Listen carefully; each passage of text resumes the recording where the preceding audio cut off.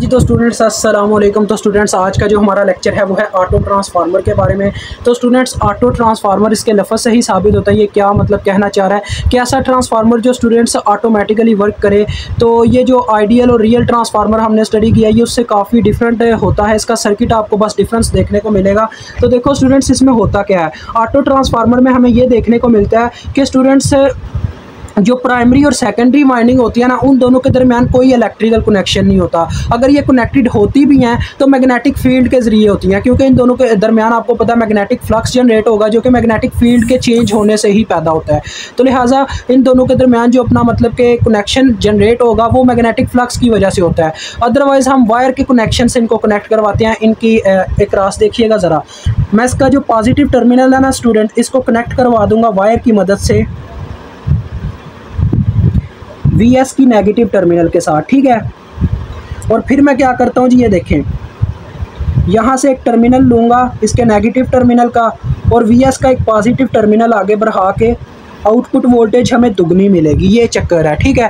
मतलब कि auto transformer में स्टूडेंट्स ये फ़ायदा देखने को मिलता है कि ये कुछ यूँ वर्क करेगा कि हमारे पास जहाँ पे मतलब कि वहाँ पे क्या करना पड़ता था, प्राइमरी वोल्टेज फॉर एग्जांपल हमें 120 दे के 240 वोल्ट आउटपुट चाहिए होती थी, तो हमें मतलब कि वोल्टेज की नंबर ऑफ़ टर्न्स ज़्यादा रखने होते थे, मतलब कि वाइंडिंग ज़्यादा करनी पड़ती थी। लेकिन यहाँ पर पता क्या होता है, इस मतलब के तरीके के मुताबिक हम ये कर सकते हैं कि वाइंडिंग का कम इस्तेमाल करके, नंबर ऑफ़ टर्न्स का कम इस्तेमाल करके हम उतनी ही आउटपुट इससे हासिल कर सकते हैं। ये इसके एक एडवांटेज में आता है। इसके कई आपको एडवांटेजेस देखने को मिलेंगे, वो इसी लेक्चर में हम बात करेंगे। उस पर भी पहले हम इसके ना मैथमेटिकल कहने के बात करेंगे, मैथमेटिकल रिलेशन के बारे में, ठीक है। जैसा कि आप जानते हो जो हमारे पास सिंपल ट्रांसफार्मर होता था, आइडियल ट्रांसफार्मर, वो कुछ इस तरह की शेप रखता था,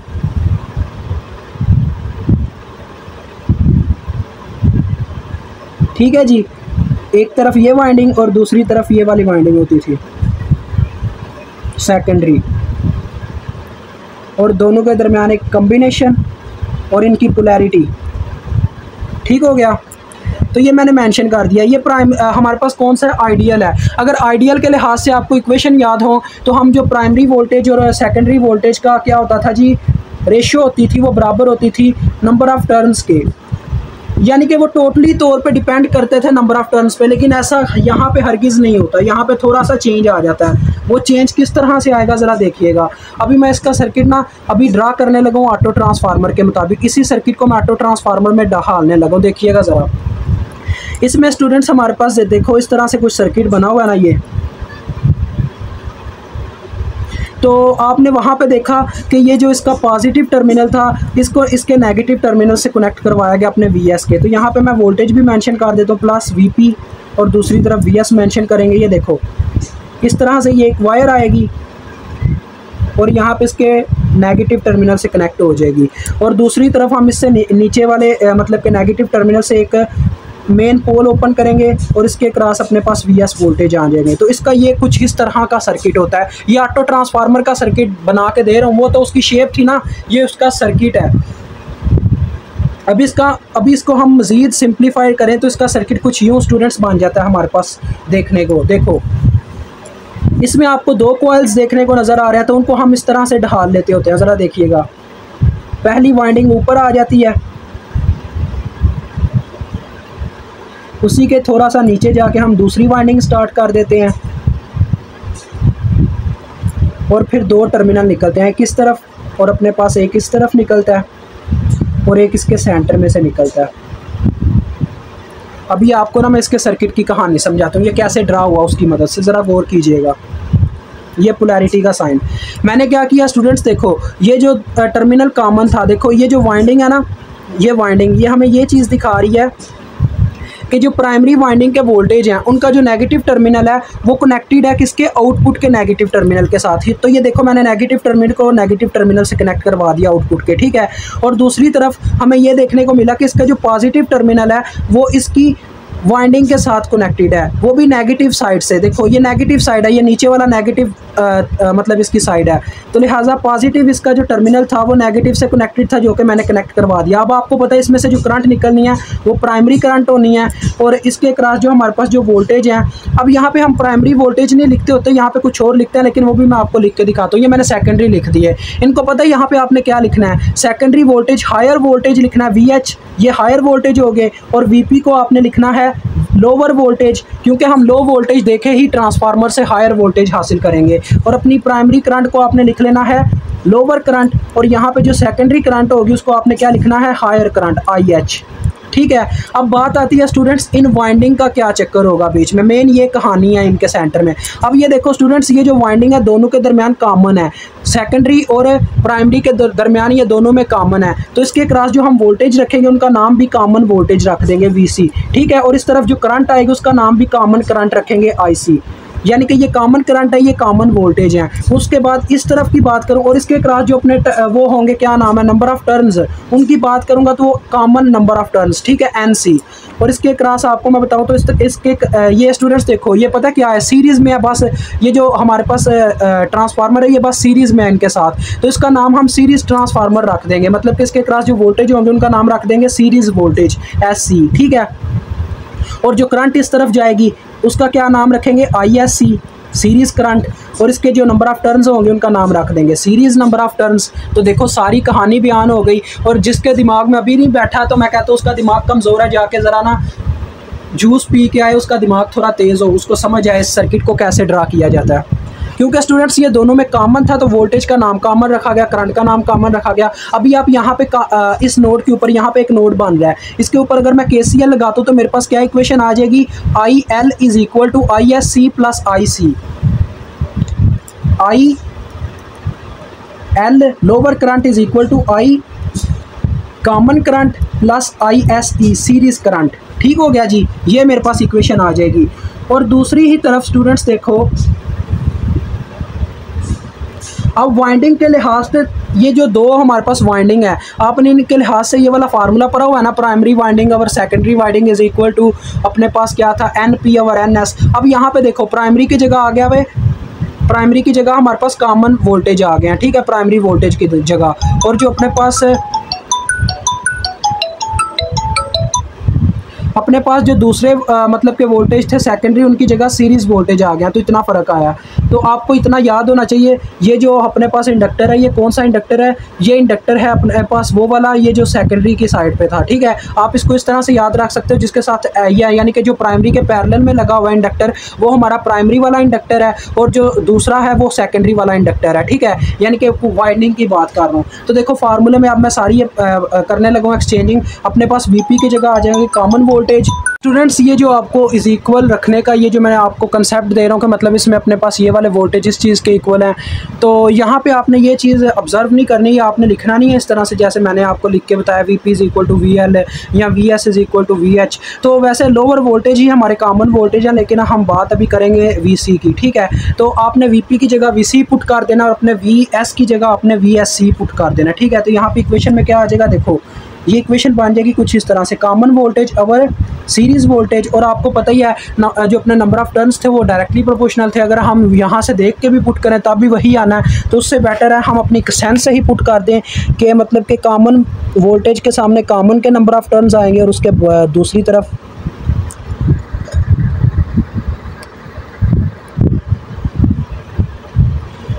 दूसरी तरफ अगर बात करें तो हमारे पास कौन से आएंगे, सीरीज़ वाले। तो लिहाजा हमारे पास आ जाएगा NC और NSC। ठीक है जी, ये इक्वेशन आ गई। अब स्टूडेंट्स ज़रा बात पे आते हैं, अपने मेन मुद्दे की तरफ आते हैं। तो देखो हमारे पास जो अपना मतलब के सीरीज़ के वोल्टेज हैं, ज़रा गौर करो स्टूडेंट्स। ये इक्वेशन आने के बाद मैं क्या करता हूँ, इनमें से किसी एक की वैल्यू ले लेता हूँ। ठीक है, तो मैं कॉमन वोल्टेज की वैल्यू यहाँ पे बना लेता हूँ VC की। या चलो VSC की बना लेते हैं। VSC देखो स्टूडेंट्स, VSC उधर चला गया और इनका बटा उलट के इधर आ गया, तो ये NSC ऊपर आ गया सीरीज़ के नंबर ऑफ टर्न्स और बटे में कॉमन नंबर ऑफ टर्न्स और मल्टीप्लाई बाय VC हो गया। ठीक है, ये इक्वेशन हमारे पास आ गई। अब बात करते हैं ये जो अपने हायर वोल्टेज है, मेन तो हमें जो इक्वेशन चाहिए वो VH और VL की चाहिए, मतलब कि आउटपुट और इनपुट वोल्टेज की इक्वेशन चाहिए जैसे वहाँ पे थी। तो लिहाजा स्टूडेंट्स देखो जो अपने पास हायर वोल्टेज हैं, अगर यहाँ पे ज़रा आप गौर से देखो, इसके पैरेलल में ये दोनों वाइंडिंग्स हैं, इनके क्रॉस आपको पता है यानी कि पैरेलल में वोल्टेज सेम होते हैं, तो VH किसके बराबर होगा आप करंट के मुताबिक भी समझ सकते हो। पता कैसे, ये देखो अगर मैं यहाँ पे KCL लगाता हूँ, नहीं KVL, करंट इस तरह से किसी भी डायरेक्शन में घुमा लो, या इस तरह से या इस तरह से, तो आपके पास क्या होगा आएगा। पहले देखो, चलो यार आपके लिए इक्वेशन बनाता हूँ। देखो नेगेटिव VH आना था, वो दूसरी तरफ चला गया जब हमने यहाँ से चलना स्टार्ट किया। ठीक है, नेगेटिव VH दूसरी जानब जाके प्लस VH हो गया, और फिर आगे करंट इसके पॉजिटिव टर्मिनल में एंटर हुई तो हमारे पास आ गया प्लस VSC, फिर करंट इसके भी पॉजिटिव टर्मिनल में एंटर हुई तो आ गया प्लस VC, और आपको पता है नीचे से हम ग्राउंड कर देंगे जिसकी वजह से डायरेक्ट अपना पूरा हो जाएगा, क्या नाम है ये KVL। तो देखो ये इक्वेशन आ गई है। और स्टूडेंट्स ज़रा गौर करो, यहाँ पे VSC की जगह हम क्या पुट कर सकते हैं, VSC की जगह हम पुट कर देंगे जो ऊपर हमने इक्वेशन बनाई है। तो दोनों में से देखो VC कॉमन आ जाएगा जब ये इक्वेशन आएगी। चलो यार पहले लिख के दिखाता हूँ। देखो VC NSC और NC प्लस VC, इन दोनों में से मैं VC कॉमन ले लूँगा जी। ठीक है, तो मेरे पास इक्वेशन आ जाएगी VC इंटू 1 प्लस NSE और NC। ठीक है, अब स्टूडेंट्स आपको पता होना चाहिए ये जो VC वोल्टेज है ये VL के इक्वल है। उसकी वजह क्या है, क्योंकि जो अपने पास VC वोल्टेज है, मैंने आपको बताया था पैरेलल में लगे हुए हैं अपने पास VL के वोल्टेज के। ठीक है, ये दोनों पैरेलल में है क्योंकि इनका अपर टर्मिनल और लोअर टर्मिनल कॉमन है, बीच में कोई चीज़ नहीं है। तो लिहाजा आप VC को रिप्लेस कर दोगे VL के साथ और VL इसके बटे में आ जाएगा, तो हमारे पास फार्मूला बन गया आउटपुट वोल्टेज और input voltage is equal to, आप इसका चाहो तो वो भी ले सकते हो, LCM लेके इसकी इक्वेशन बना दो, NC प्लस NSC आ जाएगा और बटे में NC आ जाएगा। ठीक है, और आप इतना, तो उसके बाद स्टूडेंट्स आपको करंट की इक्वेशन याद होगी। करंट का जो है ना अपने पास क्या होता था जी, NP और NS के साथ अपोजिट रिलेशन होता था, मतलब कि वो इसके टोटली अपोजिट होते थे। तो लिहाजा आप यहाँ पे डायरेक्ट लिख लीजिएगा कि IH और IL आपके पास किसके बराबर होगी, आपको पता है इसका अपोजिट हो जाएगा, मतलब इन्वर्स हो जाएगा, क्योंकि अपने पास I जैसे कि IP और IS आपको पता है 1/A के बराबर होती थी, ये हमारा A आया है और 1/A के आएगा, इसका अपोजिट आ जाएगा, NC ऊपर चला जाएगा और बटे में आ जाएगा NC प्लस NSC। तो ये आपके पास दोनों टर्म्स आ गई। ठीक है जी, और यही आपने मालूम करनी थी। अब स्टूडेंट्स मेन मुद्दे की तरफ बढ़ते हैं। इस इक्वेशंस को मालूम करने के बाद अब हम जाते हैं इसकी एडवांटेजेस की तरफ। तो एडवांटेजेस पे ही बात करने वाले हैं, डिसएडवांटेजेस इसके ना होने के बराबर ही में। पहली एडवांटेज स्टूडेंट्स इसकी ये है कि इसमें हमें लो कॉस्ट देखने को मिलती है, मतलब इसमें कॉस्ट यानी कि हमारे जो पैसे हैं, मतलब कि मनी है, प्राइस है, वो थोड़ी कम लगती है। उसकी वजह ये है स्टूडेंट्स, जैसा कि मैंने आपको एक मिसाल दी थी। देखो फॉर एग्जांपल अगर मैं सिंपल बात करता उसकी, क्या नाम है, सिंपल ट्रांसफार्मर की, आइडियल की, तो मेरे पास VP और VS, अगर मैं चाहता हूँ कि VP और VS बराबर आए किसके जी, VP और VS फॉर एग्जांपल, यार मिसाल यहाँ पे काफ़ी अच्छी मैंने लिखी हुई है, मैं आपको वही बता देता हूँ कि मेरे पास फॉर एग्जांपल VP और VS की रेशियो है 120 और 132। ठीक है, ये मेरे पास इन दोनों की रेशियो है।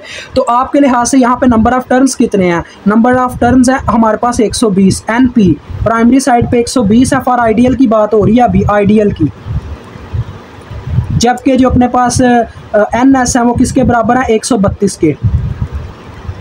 लेकिन यही बात अगर हम करते हैं किसके अंदर, अपने ये देखो यहाँ पे पता क्या है, क्योंकि स्टूडेंट्स वाइंडिंग करते हुए जो हम अपनी वायर इस्तेमाल करते हैं उसके ऊपर हमारी कास्ट ही होती है ना, हमने खरीदी होती है वायर को। अब हम बात करते हैं अगर इसकी अपने ऑटो ट्रांसफार्मर की, तो देखो अगर हम इसमें ये सोच लें कि NC, देखो बटे में हमें क्या बनाना है, अभी ज़रा गौर करना। तो स्टूडेंट्स अगर हम बात करते हैं अपने मतलब के ऑटो ट्रांसफार्मर की, तो उसमें देखो हमारे पास ये रेशो उलट है। वहाँ पे क्या है, वहाँ पे आउटपुट वोल्टेज और इनपुट वोल्टेज है। यहाँ पे क्या था, यहाँ पे था इनपुट वोल्टेज और आउटपुट वोल्टेज। तो अगर उस इक्वेशन को मैं उल्टा कर दूँ तो ये इक्वेशन कुछ यूँ बन जाएगी, VL और VH is equal to NC ऊपर आ जाएगा और बटे में आ जाएगा NC प्लस NSC। ठीक है, तो देखो स्टूडेंट्स इसमें कुछ यूँ है कि अगर हम NC को 120 रखते हैं ऊपर तो हमारा 120 बन गया, लेकिन बटे में देखो मुझे NSE यानी कि दूसरी वाइंडिंग कम करनी पड़ेगी। NSE में सिर्फ एक कह लो कि कितनी करूं, 120 ये हो गए, 120 में कितने जमा करें तो 32 बनता है, 12, हाँ 12 जमा करें तो देखो सिर्फ 12 नंबर ऑफ टर्न्स मुझे इसमें करने पड़ेंगे। कितना यहाँ पे मनी कम लगा हमारा, यानी कि कितने नंबर ऑफ टर्न्स कम हो गए हैं। देखो इसमें दूसरी वाइंडिंग जो है वो सिर्फ 12 नंबर ऑफ टर्न्स हैं, जबकि पहली वाइंडिंग बस 120 है। तो यही फ़ायदा है ऑटो ट्रांसफार्मर का, जबकि हमें आउटपुट में वही आंसर मिलना। देखो ऊपर आ जाएगा 120 और नीचे इन दोनों का सम होकर 132 आ जाएगा। तो ये फ़ायदा इसका। दूसरा फ़ायदा स्टूडेंट्स, दूसरा फ़ायदा इसकी पावर रेटिंग है।